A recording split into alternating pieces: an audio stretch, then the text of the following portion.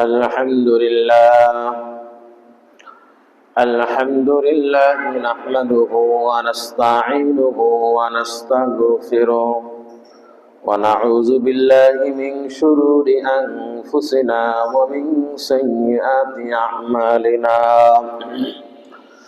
من يهده الله فلا مضل له ومن يضلله فلا هادي له ونشهد أن لا إله إلا الله وحده لا شريك له وأشهد أن سيدنا وسندنا وحبيبنا ومولانا محمدا عبده ورسوله الذي أرسله بالحق بشيرا ونذيرا وداعيا إلى الله بإذنه وسراجا وقمرا منيرا فقد قال الله تبارك وتعالى في كلامه المجيد والفرقانه الحميد أعوذ بالله من الشيطان الرجيم بسم الله الرحمن الرحيم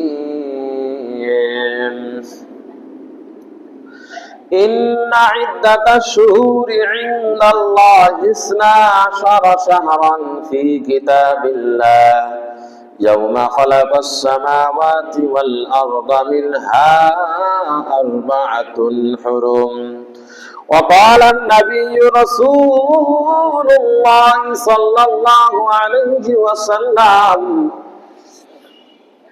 اللهم بارك لنا في رجب وشعبان وبلغنا رمضان أو كما قال عليه الصلاة والسلام بلغ العلا بكماله كشف الدجى بجماله حسنة جميع خصاله صلوا عليه وآله سبحانك لا علم لنا إلا ما علمتنا إنك أنت العليم الحكيم سبحان الله والحمد لله ولا إله إلا الله والله أكبر إن الله وملائكته يصلون على النبي يا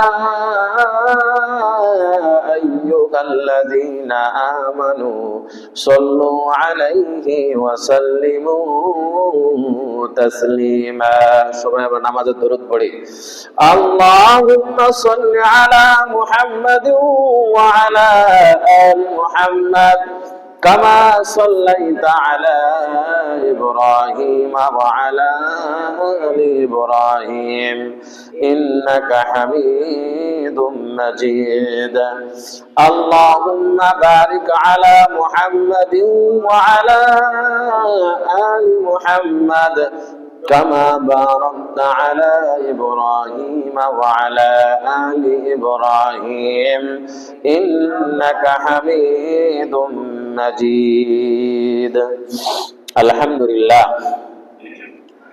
আল্লাহ সুবহানাহু ওয়া তাআলার দরবারে অগণিত অসংখ্য লাখ কোটি শুকর ও সুজুদ সেই মহান স্রষ্টার দরবারে যিনি আমাদেরকে পবিত্র রজব মাসে আল্লাহ পাক রব্বুল আলামিন জুমার সালাত আদায় করার জন্য দুনিয়ার মধ্যে সর্বোত্তম জায়গা আল্লাহর ঘর মসজিদে আসা বসা কিছু কথা বলা ও শোনার তৌফিক দান করেছেন এজন্য আমরা সবাই দিল থেকে মুহাব্বতের সাথে শুকর আদায় করি সকলে বলি আলহামদুলিল্লাহ যে আয়াতে কারিমা এবং হাদিসের একটা টুকরা পেশ করেছি আয়াতের মধ্যে আল্লাহ পাক রব্বুল আলামিন তিনি সম্মানিত মাস সম্পর্কে বলতেছেন 12টি মাসের মধ্যে সম্মানিত মাস কয়টি সেটা বান্দাদেরকে জানানোর জন্য বলতেছেন এবং বলেন, এই 4 মাসের ভিতরে তোমরা জুলুম, অত্যাচার, যুদ্ধ এগুলো থেকে তোমরা বিরত থাকো, হত্যা করা থেকে বিরত থাকো, রক্তপাত ঘটানো থেকে বিরত থাকো। তাহলে আমি আল্লাহ পাক রব্বুল আলামিন যেই ওয়াদা করেছি সেই ওয়াদা অনুযায়ী আমি তোমাদের জিন্দেগীর গুনাহগুলোকে ক্ষমা করে দেব। সুবহানাল্লাহ। আরবি মাস হলো 12টি মাস। এই 12টি মাসের মধ্যে 4টি মাস হলো আল্লাহ সুবহানাহু ওয়া তাআলার দরবারে সম্মানিত মাস, মর্যাদা সম্পন্ন মাস। এর মধ্যে একটি হলো মুহররম, জিলকদ, জিলহজ, আর আমরা যেই মাসের মধ্যে উপনীত হয়েছি এই মাসের নাম হলো রজব মাস। এই রজব মাস, এই হলো 4টি মাস। এই 4টি মাস সম্পর্কে কুরআনুল কারীমের মধ্যে আল্লাহ পাক রব্বুল আলামিন বলেন, এই 4টি মাস হলো আমার কাছে অতি সম্মানিত, মর্যাদা সম্পন্ন। এই মাসের মধ্যে তোমরা কোনো ধরনের মারামারি, রক্তপাত ঘটানো, জুলুম, অত্যাচার এগুলো থেকে তোমরা বিরত থাকো। এই 4 মাসের বাহিরে রমজানুল মুবারক মাস। তার মানে এই নয় যে এই 4 মাসের সম্মান বা এই 4 মাসের কথা আল্লাহ বলতেছেন বিধায় রমজান মাসের সম্মান বা মর্যাদা নাই, এমনটি না। রমজানের সম্মান মর্যাদা সেটা আলাদাভাবে দিয়েছে আল্লাহ। রমজানের সম্মান মর্যাদা, তার মাহবুবিয়াত, তার কদর আল্লাহ পাক রব্বুল আলামিন সেটা আলাদাভাবে দিয়েছেন। রমজান 1 মাস এত বরকত, এত রহমত, এত মাগফিরাত আল্লাহ পাক রব্বুল আলামিন দিয়েছে যে ওই রমজান আসার আগ মুহূর্ত থেকে তোমরা রমজানের প্রস্তুতি গ্রহণ করতে থাকো। যে হাদিস আমি তেলাওয়াত করেছি, আল্লাহ রাসূল সাল্লাল্লাহু আলাইহি ওয়াসাল্লাম বলেন, আল্লাহুম্মা বারিক লানা ফি রজব ওয়া শাবান ওয়া বাল্লিগনা রমাজান। সামনে আমাদের একটি মাস আছে, শাবান মাস। রজব মাস মাঝামাঝি আমরা চলে এসেছি, আর 1.5 মাস সময় আছে। 1.5 মাস পরেই বিশাল আবেগ ঘন মাস, গুনাহমোচনকারী মাস, রহমত পাওয়ার মাস, মাগফিরাত করনেওয়ালা মাস, নাজাত পাওয়ার মাস আমার আপনার সামনে অপেক্ষা করতেছে আর কয়েকটি দিন পরেই। তো এই রমজান মাসের আগ থেকেই জনাবে রাসূলুল্লাহ সাল্লাল্লাহু আলাইহি ওয়াসাল্লাম তিনি এই দোয়াটি বেশি বেশি পড়তেন এবং আল্লাহর কাছে দোয়া কান্নাকাটি করতেন। আর আল্লাহ যেই মাসের সম্মানের ঘোষণা করেছেন, যে 4টি মাসের কথা আল্লাহ পাক রব্বুল আলামিন উল্লেখ করেছেন, তার মধ্যে একটি হলো এই রজব মাস। এই রজব মাসে আল্লাহ পাক রব্বুল আলামিন আমার আপনার শ্রেষ্ঠ নবী, আখেরি নবী, দরদি নবী, মায়ার নবী জনাবে রাসূলুল্লাহ সাল্লাল্লাহু আলাইহি ওয়াসাল্লামকে এই মাসের ভিতরে মাওলায়ে কারিমের সঙ্গে মেরাজের ঘটনা ঘটিয়েছিলেন। সুবহানাল্লাহ। এই মাসে, এই রজব মাসে রাসূলুল্লাহ সাল্লাল্লাহু আলাইহি ওয়াসাল্লাম এর জীবদ্দশায় আল্লাহ সুবহানাহু ওয়া তাআলার সাথে 33 বার মেরাজ হয়েছিল। কতবার? 33 বার। এর মধ্যে একটি মেরাজ হয়েছিল সশরীরে, আল্লাহ তাআলার সাথে সশরীরে কথা এবং দেখা। বাকিগুলো আল্লাহ তাআলার সঙ্গে কথা হয়েছে, স্বপ্নে দেখা হয়েছে এবং আল্লাহ তাআলার হুকুম অনুযায়ী পয়গম্বর তিনি উম্মতদেরকে চালিয়েছেন। 33 বার মেরাজ হয়েছিল, একবার শুধু সশরীরে বা স্বচক্ষে অল্প সময়ের মধ্যে আল্লাহ পাক রব্বুল আলামিন আসমান ভেদ করে জমিন পাড়ি দিয়ে আল্লাহ পাক রব্বুল আলামিনের কাছে সিদরাতুল মুনতাহায় নিয়ে গেছিলেন। সুবহানাল্লাহ। আল্লাহ পাক রব্বুল আলামিন ওই সময় তার সময়টাকে বেঁধে দিয়েছিলেন, সময়টাকে অফ করে দিয়েছিলেন। ঘড়ির কাঁটা আর চলবে না, সামনে আর অগ্রসর হবে না। আমার বন্ধু মেরাজ করতে আসছে, সময় আর অতিবাহিত হবে না, সময় ওই পর্যন্ত স্টপ। আল্লাহ রাসূল সাল্লাল্লাহু আলাইহি ওয়াসাল্লাম বলেন যে মেরাজের যে ঘটনা ঘটেছিল আমার সাথে, আমি যে পানি দ্বারা ওযু করেছিলাম ওই ওযুর পানি গড়িয়ে গড়িয়ে এক জায়গা থেকে আরেক জায়গায় যাইতেছে। আমি মেরাজের ঘটনা শেষ করে এসে দেখতেছি ওই পানি এখনো গড়াইতেছে। সুবহানাল্লাহ। অথচ মেরাজের ঘটনা, মেরাজের সফরের মধ্যে দীর্ঘ সময় পার হয়ে গেছে, দীর্ঘ সময় পার হয়ে গেছে। আল্লাহ সুবহানাহু ওয়া তাআলা বন্ধুর সাথে মোলাকাত করবেন বিধায় সময়টাকে আল্লাহ পাক রব্বুল আলামিন বন্ধ করে দিয়েছিলেন। যার কারণে এই রজব মাস, আমরা এই মাসের মধ্যে উপনীত হয়েছি। এই মাসটা হলো আল্লাহ সুবহানাহু ওয়া তাআলার কাছে অনেক দামি মাস, অনেক মর্যাদা সম্পন্ন মাস। এই মাসে রাসূলুল্লাহ সাল্লাল্লাহু আলাইহি ওয়াসাল্লাম উম্মতদেরকে বেশি বেশি ইস্তেগফার করার কথা বলেছেন, যে তোমরা বেশি বেশি ইস্তেগফার করো। সর্বপ্রকার গুনাহ, ছোট থেকে ছোট গুনাহ, এই গুনাহগুলোকে তোমরা পরিহার করো। চোখের গুনাহ, পায়ের গুনাহ, হাতের গুনাহ, জবানের গুনাহ, যত প্রকার গুনাহ হয়ে থাকে সর্বপ্রকার গুনাহ থেকে বেঁচে থাকার আহ্বান করেছেন কে? আমরা আপনার পয়গম্বর। পয়গম্বর বলেছেন যে তোমরা এই দোয়াটা বেশি বেশি পড়ো। বেশি বেশি পড়ার দ্বারা কি ফায়দা হবে? আল্লাহুম্মা বারিক লানা ফি রজব ওয়া শাবান। হে আল্লাহ, আপনি আমাকে রজব এবং শাবান মাসের মধ্যে বরকত দান করেন। ওয়া বাল্লিগনা রমাজান, এবং রমজান পর্যন্ত আপনি আমার জীবন বা হায়াতটাকে পৌঁছায় দেন, বরকত দেন। সুবহানাল্লাহ।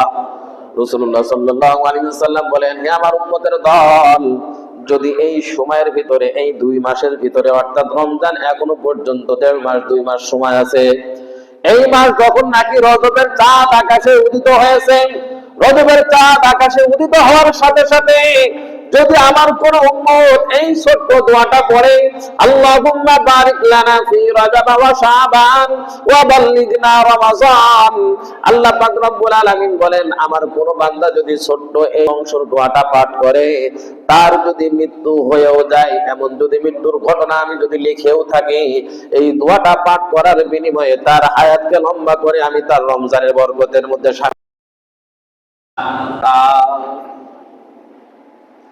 আমার আপনার মৃত্যু রমজানের আগে যে হবে না, এর কোনো নিশ্চয়তা গ্যারান্টি দিতে পারবো? কেউ পারবো না। কিন্তু এই দোয়ার পাওয়ার, এই দোয়ার ফজিলত এত বেশি, এত বেশি, যদি আমরা এই দোয়াটা পাঠ করতে পারি, পড়তে পারি, তো আল্লাহ পাক রব্বুল আলামিন বলেন, তোমার যদি মৃত্যু আমি লিখে থাকি, এই দোয়া পড়ার বদলতে, যেহেতু আমার বন্ধু বলেছে, আমার পয়গম্বর বলেছেন, তো পয়গম্বর যদি বলেন, বন্ধু যদি বলেন, তো আল্লাহ তো শুনবে, আল্লাহ তো শুনবে। তো আল্লাহ পাক রব্বুল আলামিন বলেন, এই দোয়াটা তোমরা বেশি বেশি পাঠ করো। তোমরা একটু মহল্লার দিকে তাকাও, তোমাদের মধ্যে অনেক সাথী ছিল গত রমজানের মধ্যে, তারা তারাবি নামাজ পড়েছে, রোজা করেছে, আমাদের সাথে ছিল, কিন্তু এই রমজানে তারা নাই। আছে না নাই? এই রমজানে তারা নাই, তাদের হায়াত শেষ।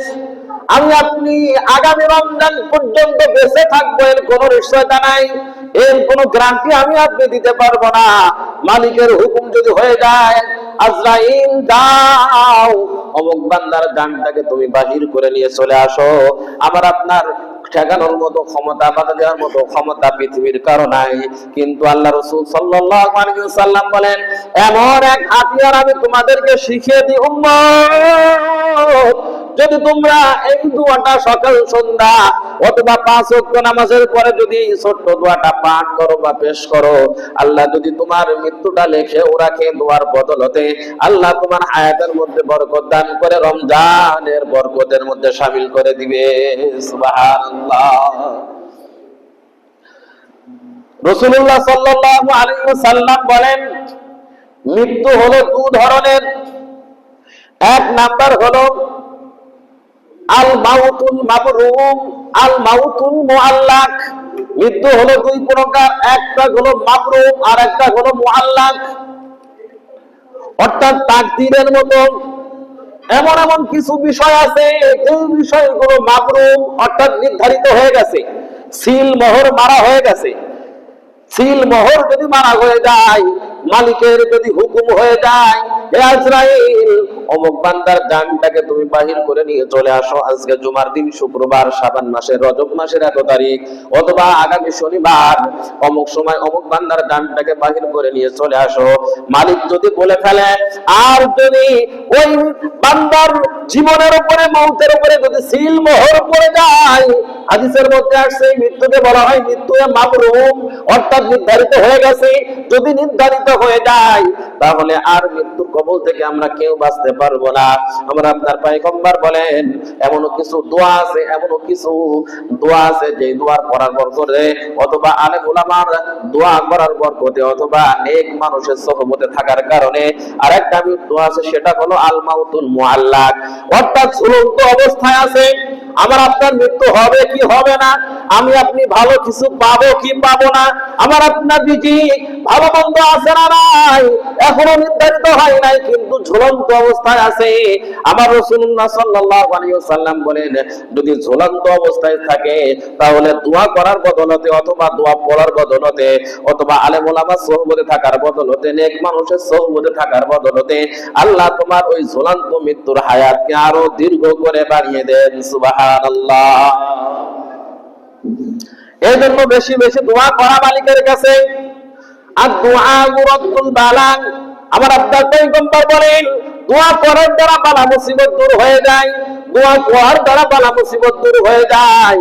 এজন্যই পয়গম্বর বড় মুহাব্বত করে, বড় ভালোবেসে উম্মতদেরকে শিখিয়ে দিয়েছেন, হে আমার উম্মতের দল, এখনো পর্যন্ত 2 মাস সময় আছে।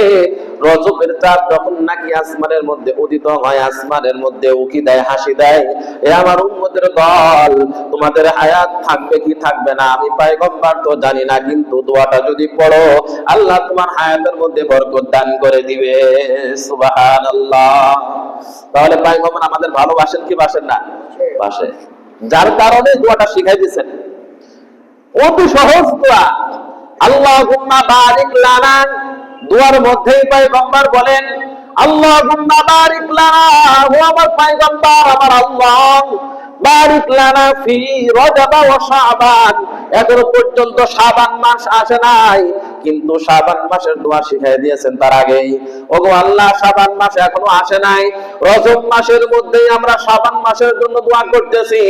শুধু দোয়া করতেছি একটা মাসের অপেক্ষায়, সেই মাসটা হলো কোন মাস? রমজানুল মুবারক মাস।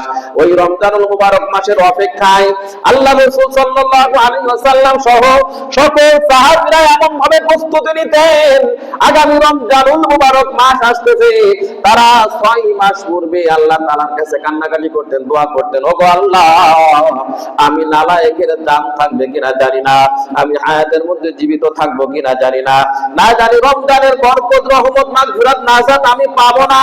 ওগো আল্লাহ, তুমি এই নালায়েক বান্দার হায়াতের মধ্যে বরকত দান করে দাও। পয়গম্বরের জন্যই উম্মতদেরকে মুহাব্বত করে ভালোবেসে দোয়া শিখায় গেছেন।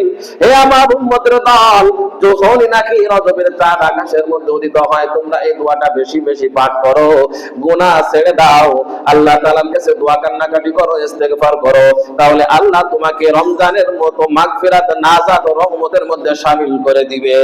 সুবহানাল্লাহ। পুরো 11টি মাস আমরা গুনার মধ্যে লিপ্ত থাকি, মুহররম থেকে শুরু করে পুরো 11টি 12টি মাস আমরা গুনার মধ্যে লিপ্ত থাকি।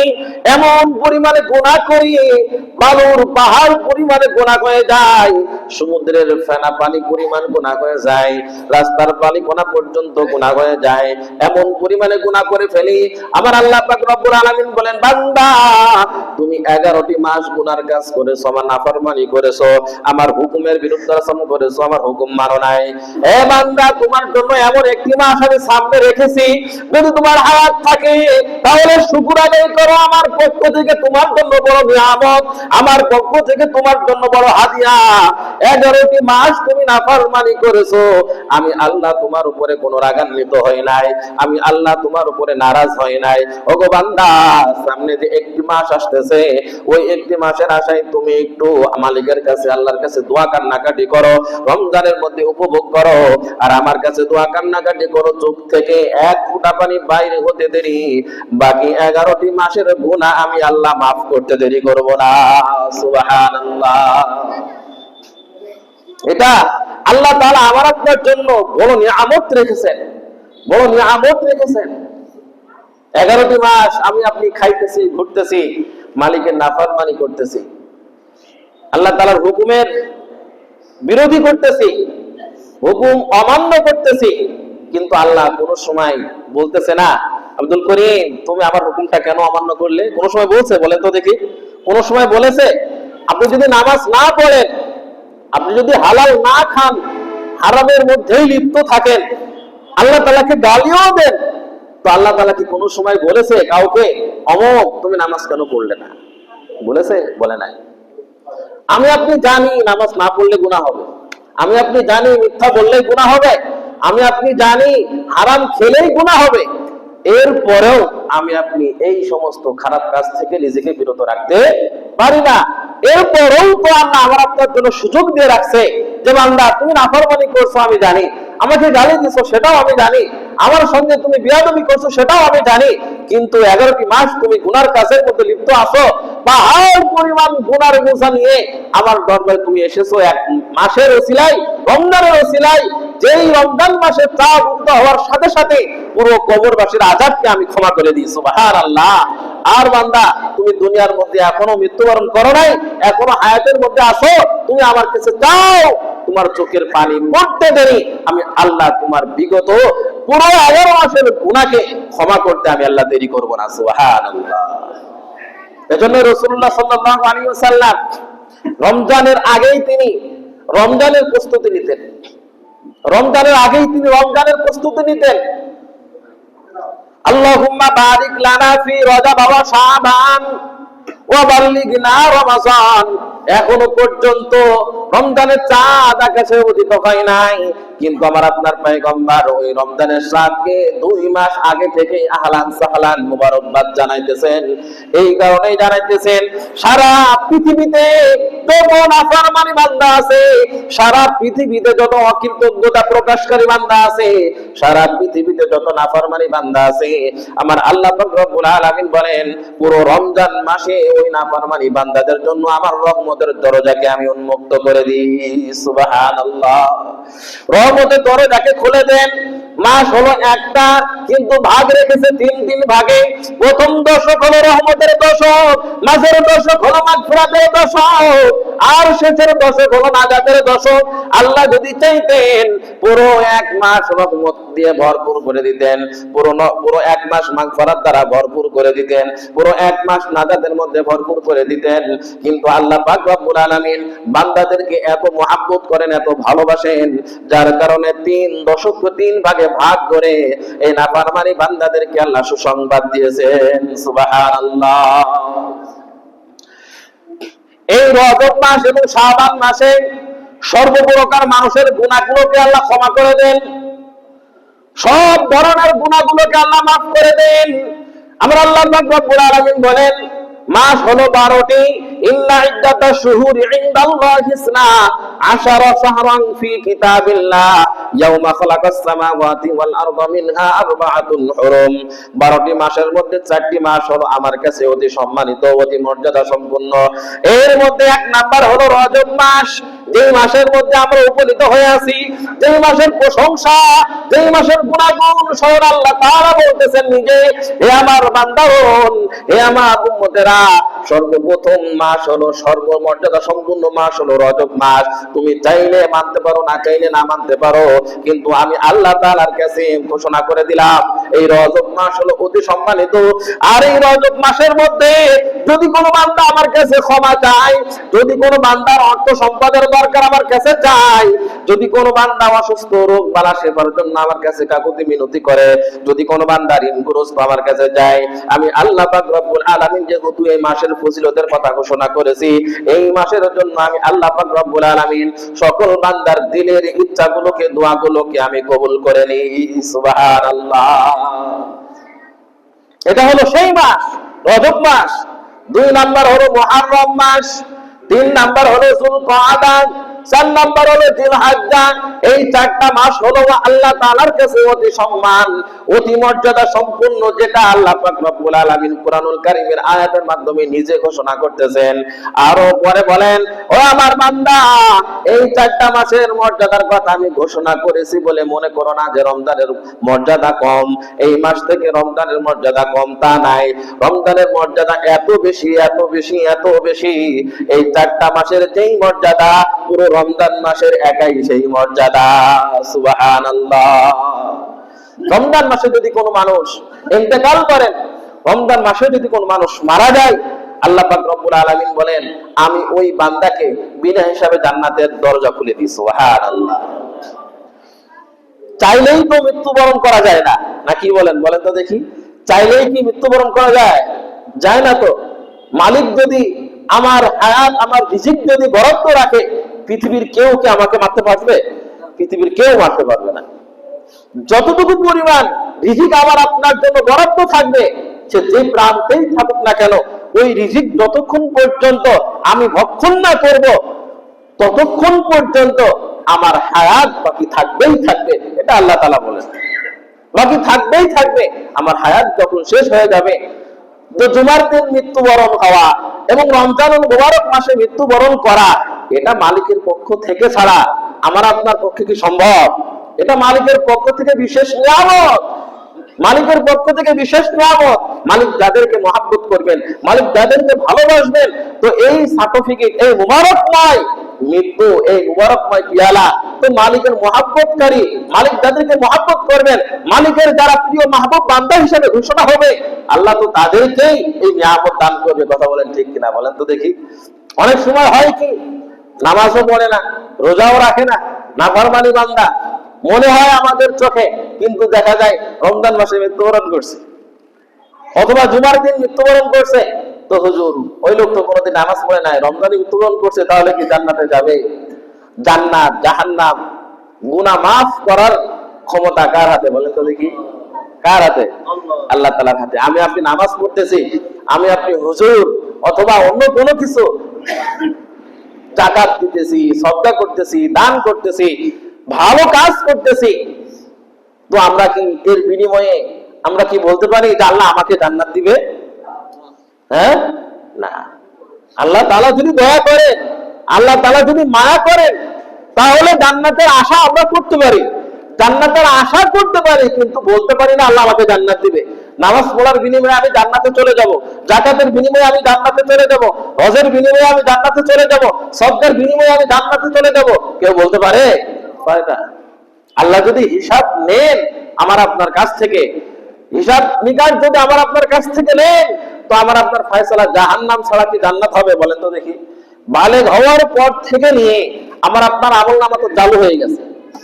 বালেগ হওয়ার পর থেকে নিয়ে কত নামাজ কাজা করছি, বালেগ হওয়ার পর থেকে নিয়ে কি পরিমাণে মিথ্যা কথা বলছি, বালেগ হওয়ার পর থেকে নিয়ে কি পরিমাণে আল্লাহ তাআলার সাথে নাফরমানি করছি, এই যে বালেগ হওয়ার পর থেকে নিয়ে এখন আমার বয়স, আপনার বয়স যেই পরিমাণে, যে অবস্থায় আছে, এখন যদি মৃত্যু হয়ে যায়, আল্লাহ যদি বালেগ হওয়ার পর থেকে নিয়ে পাই টু পাই সবগুলোকে হিসাব কষে, তো আমার আপনার ঠিকানা কোথায় হবে? বা বলেন তো দেখি, কোথায় হবে? জান্নাত হবে না জাহান্নাম হবে? জান্নাত হবে না জাহান্নাম হবে? জাহান্নাম হবে। এজন্য মালিকের কাছে বেশি বেশি দোয়া করা, আল্লাহ আমি যে আমল করতেছি, এই টোটাফাটা আমলের বিনিময়ে জান্নাতে যাওয়া সম্ভব নাই, তুমি যদি দয়া করো, তুমি যদি মায়া করো, তাহলেই জান্নাতে যেতে পারবো, এর বিনিময়ে জান্নাতে যাওয়া কোশ্চিন কালেও সম্ভব নাই। বনি ইসরাইলের মধ্যে একজন মানুষ ছিল, প্রায় প্রায় আমি কথাটা বলি, 500 বছর ইবাদত করছে। কয় শত বছর? শুধু ইবাদতই করছে, শুধু ইবাদতই করছে, আর কোনো কিছু করে নাই। চলে গেছে বিশাল এক দ্বীপের মধ্যে আল্লাহ তাআলাকে পাওয়ার জন্য, আল্লাহ তাআলার সাথে প্রেম করার জন্য শুধু আল্লাহ তাআলার হুকুম মানছে, আল্লাহ তাআলা তার নিয়ামত দান করছিলেন, খাবারের ব্যবস্থাও করছিলেন, ওই খাবার খেয়ে এসে মালিকের হুকুম শুধু মানছে, আর কোনো কিছু করে নাই। 500 বছর ইবাদত করার পরে যখন পৃথিবীর হায়াত, দুনিয়ার হায়াত শেষ হয়ে গেল, আল্লাহ তাআলা তাকে বললেন হাসরের ময়দানে যে তুমি আমার করুণায়, আমার দয়ায় এবার জান্নাতে যাও। বান্দা বলতেছে, আল্লাহ আপনার দয়ায় কেন জান্নাতে যাব? আমি 500 বছরের ইবাদত করেছি, 500 বছরের ইবাদতের বিনিময়ে আমি জান্নাতে যেতে চাই। 500 বছরের ইবাদতের বিনিময়ে আমি জান্নাতে যেতে চাই, আপনার দয়াই কেন লাগবে এখন? তো আল্লাহ পাক রব্বুল আলামিন ফেরেশতাদেরকে বললেন, ফেরেশতা বান্দাকে নিয়ে আসো। বান্দাকে নিয়ে আসছে। নিয়ে আসার পরে জিবরাইল আমিন আলাইহিস সালাতু ওয়াস সালামকে মানুষের রূপ দিয়ে প্রতীক বানিয়ে দিয়েছেন যে জিবরাইল বন্ধু, তুমি তার পাশ দিয়ে যাও। এমন তাপমাত্রা দিয়েছে আল্লাহ পাক রব্বুল আলামিন, তাৎক্ষণিক ভাবে ওই ইবাদত গুজারি বান্দার এমন পিপাসা লাগছে, পানি দরকার, পানি খেতে হবে, না এটা শেষ। জিবরাইল আমিনকে মালিক পাঠাইছে, যাও এক পেয়ালা পানি নিয়ে তার পাশ দিয়ে যাও। কি করে দেখি? ইবাদত গুজারি বান্দা বলতেছেন, আমাকে পানি দাও, আমাকে একটু পানি পান করাও, আমি অনেক পিপাসিত। প্রতীক বলতেছেন, প্রতীককে জিবরাইল আমিন আলাইহিস সালাতু ওয়াস সালাম বলতেছেন, এক পেয়ালা পানি দিতে পারি, এর বিনিময়ে আমাকে 500 বছরের ইবাদত দিতে হবে। কয়শো বছরের? 500 বছরের ইবাদত আমাকে দিতে হবে। যদি দাও তাহলে আমি এক পেয়ালা পানি তোমাকে দিতে পারি। পানির পিপাসা লেগেছে। মানুষের যখন অধিক পরিমাণে কোনো কিছুর চাপ আসে, ওই জিনিসটা পরিপূর্ণ না করা পর্যন্ত তার দিলে কোনো শান্তি আসে না। কথা বলেন, দিলে কোনো শান্তি আসে না। এমনি স্বাভাবিকভাবে অধিক পরিমাণে প্রস্রাব লেগেছে, অথবা বাথরুম লেগেছে, অথবা অন্য কোনো কিছু আপনার শরীরের ভিতর থেকে চাপ আসছে, ওই জিনিসটা যতক্ষণ আপনি পরিপূর্ণভাবে ত্যাগ না করবেন, কোনো কিছু ভালো লাগবে? বলেন তো দেখি, কোনো কিছু ভালো লাগবে? আপনার প্রচুর প্রস্রাবের চাপ আসে, এখন যদি আপনাকে বিরিয়ানি কুরমাও যদি আপনার সামনে নিয়ে আসে, আপনি খেতে পারবেন? খেতে পারবেন না। আগে ওটা বর্জন করতে হবে, এরপরে খাওয়া।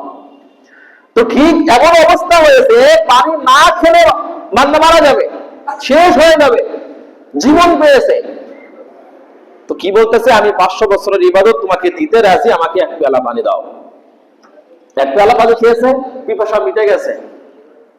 এবার আল্লাহ পাক রব্বুল আলামিন বলেন, তোমার তো ইবাদত যা করছিলা 500 বছর সব শেষ, এবার জান্নাতে কিভাবে যাবা? এবার জাহান্নামে যাও। তুমি ইবাদতের বিনিময়ে জান্নাতে যাওয়ার কথা আমাকে বললা, তো ইবাদত তো শেষ, ইবাদতে জান্নাতে যাওয়ার মতো ইবাদত তো আর নাই, তো এখন তোমার ঠিকানা কোথায়? জাহান্নাম। এরপরে আল্লাহ পাক রব্বুল আলামিন বলেন, বান্দা তুমি 500 বছর আমার ইবাদত করেছো, দুনিয়ার হায়াতের জিন্দেগিতে এমন কত হাজার পেয়ালা পানি তুমি পান করেছো, এমন কত হাজার পেয়ালা তুমি পান করেছো, এক পেয়ালার পানির হিসাব আমি তোমার কাছে চাই নাই। চাইছে? কত হাজার পানি আমি আপনি পান করতেছি, অক্সিজেন ভোগ করতেছি, মালিকের কত নিয়ামত আমি আপনি ভোগ করতেছি, মালিকের কোনো কিছুর বিল দেয়া লাগে? বলেন তো দেখি, আইসিইউতে ভর্তি হন দিনে আপনি, আপনার অক্সিজেন দেবে টাকা ছাড়া নাকি টাকা বাদে? বলেন তো দেখি, টাকা নেবে নাকি টাকা ছাড়া দিবে? টাকা নেবে। তো ওটাও তো অক্সিজেন, দুনিয়ায় যে ভোগ করতেছেন এটাও তো অক্সিজেন, তো ওখানে টাকা দেওয়া লাগবে। দুনিয়ার অক্সিজেন ভোগ করতেছেন, তো মালিকের বিল দেন। আপনি রাত হলে বাল্ব চালাইতেছেন, মাস শেষে আপনাকে বিল দেওয়া লাগতেছে, বিলের পেপার আপনার চলে আসতেছে, অথবা মিটারে টাকা শেষ হয়ে যাইতেছে, চলতেছে, ভোগ করতেছে, শেষ হয়ে যাইতেছে, টাকা পড়তেছে না, আবার চলতেছে। তো সূর্যের আলো কিয়ামত পর্যন্ত চলতেছে, ভোগ করতেছি। কোনদিন কি আল্লাহ বিলের পেপার আমার আপনার বাড়ি পাঠাইছে? বলেন তো দেখি, যে তুমি সূর্যের আলো ভোগ করতেছো, পুরো পরিবার সহ তোমার এত পরিমাণে বিল আসছে, তুমি বিল দাও। আসছে কোনদিন পেপার? আসে নাই। অক্সিজেনের কোনো বিল দেওয়া লাগে না, সূর্যের আলোর কোনো বিল দেওয়া লাগে না, পানি খাইতেছি এর কোনো হিসাব নাই, কত নিয়ামত ভোগ করতেছি এর কোনো হিসাব নাই। তো সামান্য ইবাদত বন্দেগী করে যদি বলি ইবাদতের বিনিময়ে জান্নাতে যাব, তো আমার আপনার মতো না খানদান নালায়েক বান্দা আর কেউ আছে? বলেন তো দেখি, কেউ নাই। এজন্য আমি আপনি যে ইবাদত করি, এই টুটা ফাটা ইবাদতের বিনিময়ে জান্নাতে যাওয়া কোশ্চিন কারো সম্ভব নয়, যদি মালিক আমার আপনার থেকে হিসাব বসে বসে যে বান্দা বাড়ি ঘর পর থেকে নিয়ে কি কি করেছো সব গুলোর পাই টু পাই হিসাব দিয়ে সামনে অগ্রসর হও। তাহলে জাহান্নাম ছাড়া কোনো রাস্তা থাকবে না। এই জন্য মালিকের কাছে বেশি বেশি দোয়া করা, আল্লাহ তোমার দয়া ছাড়া, তোমার মায়া করুণা ছাড়া এই আমল যা করতেছি, এই আমলের বিনিময়ে কুচ্ছিন কালেও জান্নাতের আশা করা যায় না। নামাজ পড়তেছি, কিন্তু নামাজের মধ্যে মন আছে? বলেন তো দেখি, দিলে হাত দিয়ে বলেন যে নামাজ যে পড়ি, নামাজের মধ্যে মন কতটুকু থাকে? নামাজে দাঁড়াইলেই যত রকম দুনিয়ার চিন্তা, ফ্যামিলির চিন্তা, দোকানের চিন্তা, ব্যবসার চিন্তা, চাকরি বাকরির চিন্তা, এই চিন্তা সেই চিন্তা, মানে যেই চিন্তাগুলো হাঁটাহাঁটি করলে দোকানে চা খেলে আসে না, সেই চিন্তাগুলো নামাজে দাঁড়াইলে আসে। আসে কি আসে না? নামাজে দাঁড়াইলে আসে। কেন আসে? শয়তান তো পিছে লেগেই আছে। শয়তান তো আপনার পিছু ছাড়ে নাই। আপনি মনে করতেছেন হ্যাঁ এটাই বুঝি নামাজ, এটাই বুঝি আমার আমল, এটাই বুঝি আমার জিন্দেগি। নামাজের মধ্যে কোনো খুলুসিয়াত নাই, নামাজের মধ্যে কোনো ধ্যান নাই, নামাজের মধ্যে কোনো মন নাই। নামাজ পড়তেছেন, তাহলে তাল মিলিয়ে হুজুরের সাথে নামাজ পড়তেছেন, কয় রাকাত পড়তেছেন, কি পড়তেছেন না পড়তেছেন কোনো খেয়াল নাই। কয় রাকাত নামাজ আপনি ইখলাসের সাথে দিলকে ইয়াকিন করে, দিলকে হাজির করে আল্লাহ তাআলার সামনে দাঁড়িয়েছেন, বলেন তো দেখি। মুখে হাত দিয়ে আমরা বলতে পারবো যে আমি আমার নামাজটা পড়লাম খুলুসিয়াতের সাথে, আল্লাহকে ভয় করে? আমার নামাজের মধ্যে দু চোখের পানি আমি একদিন ছেড়ে দিয়েছি, সেজদায় দিয়ে আমি দু চোখের পানি একদিন ছেড়ে দিয়েছি, কেউ বলতে পারবো? তাহলে কি নামাজ পড়তেছি বলেন তো দেখি? এই যে ইবাদত, আমাদের যে ইবাদত, এই ইবাদত গুলোকে আল্লাহ পাক রব্বুল আলামিনের সামনে যদি পেশ করি, তো আল্লাহ পাক রব্বুল আলামিন আমাদের মুখের উপরে ছুঁড়ে মারবেন। কিসের উপরে ছুঁড়ে মারবেন? মুখের উপরে ছুঁড়ে মারবেন। হাদিসের মধ্যে আছে, যদি কোনো বান্দা নামাজ পড়তেছে, সামান্য পরিমাণে যদি রিয়া মানে অহংকার বা লোক দেখানো, লৌকিকতা, যে আমি নামাজ পড়তেছি, আমার পেছনের মানুষ সামনের মানুষ দেখতেছে, কত লম্বা কিরাত করতেছে, কত লম্বা সিজদা করতেছে, কত লম্বা রুকু করতেছে, কি সুন্দর করে নামাজ পড়তেছে। এই যে সামান্য কোনো কিছু যদি ভিতরে পয়দা হয়ে যায় যে আমাকে লোক দেখতেছে, আমি ইবাদত করতেছি, আমি মসজিদে আসতেছি, আমাকে লোক দেখতেছে বা হাবা বলতেছে, এই সামান্য পরিমাণও যদি এমন লৌকিকতা ভিতরে থাকে, আল্লাহ পাক রব্বুল আলামিন বলেন ওই ইবাদত আসমানে তো উঠানো হয়ই না, ওই ইবাদতকে টুকরায় বেঁধে ওই বান্দার মুখের উপরে ফেরেশতারা ছুঁড়ে মেরে ফেলে দেয়। তাহলে আমার আপনার ইবাদত লৌকিকতা মুক্ত নাকি লৌকিকতা যুক্ত? বলেন তো দেখি। লৌকিকতা যুক্ত। এজন্য আল্লাহ পাক রব্বুল আলামিন আমার আপনার সামনে যে মুবারকময় মাস, রমজানুল মুবারকময় মাস, এই মাস আমরা সবাই পেতে চাই, তাই না? ইনশাআল্লাহ সবাই পেতে চাই। আমাদের মধ্যে অনেক মুসল্লি ছিল দুনিয়ার মধ্যে, তারা এখন আর নাই। গত রমজানে ছিল, এখন নাই। আগামী রমজান পর্যন্ত আমি আপনি জীবিত থাকবো এরও কোনো নিশ্চয়তা নাই। এজন্য রাসূল শিখিয়ে দিয়েছে, বান্দা রজবের চাঁদ যেহেতু দেখা গেছে, আর মাত্র একটি মাস শাবান মাস বাকি আছে, ওই একটি মাস এবং রজব মাস তোমরা বেশি বেশি এই দোয়াটা পড়ো। সবাই আমার সঙ্গে একবার বলেন, আল্লাহুম্মা বারিক লানা ফি রজবা ওয়া শাবান ওয়া বাল্লিগনা রমাজান। বাংলায় হইলেও কমপক্ষে হাতে পায়ে ধরে বলি এই দোয়াটা পড়বেন। যদি আমার আপনার মৃত্যু লেখাও থাকে যে রমজানের আগে এই মানুষের মারা যাবে, এই যে দোয়াটা পড়ছি, আল্লাহ রাসূল সাল্লাল্লাহু আলাইহি সাল্লাম বলেন এই দোয়াটা পড়ার কারণে ইমাম সাহেবের মৃত্যু রমজানের পরে হবে। সুবহানাল্লাহ। শুধু আমার না, আপনার তাই হবে যে আব্দুল করিম পড়ছে এই দোয়াটা, রমজানের আগে তার মৃত্যু লেখা ছিল, এই দোয়াটা পাঠ করার কারণে আল্লাহ পাক রব্বুল আলামিন বলেন আমি ওই বান্দাকে রমজানের রহমতের মধ্যে, নাজাতের মধ্যে, মাগফিরাতের মধ্যে দাখিল করে এরপরে এই দুয়ার ফজিলতে রমজানের পর্যন্ত তার হায়াতের মধ্যে আমি বৃদ্ধি করে দিব। সুবহানাল্লাহ। এজন্য আমরা সকাল বিকালে এই দোয়াটা পড়বো তো ইনশাআল্লাহ। আল্লাহ আমাদের সবাইকে আমল করার তৌফিক দান করেন, সকলের সুন্নতে কবুল করেন।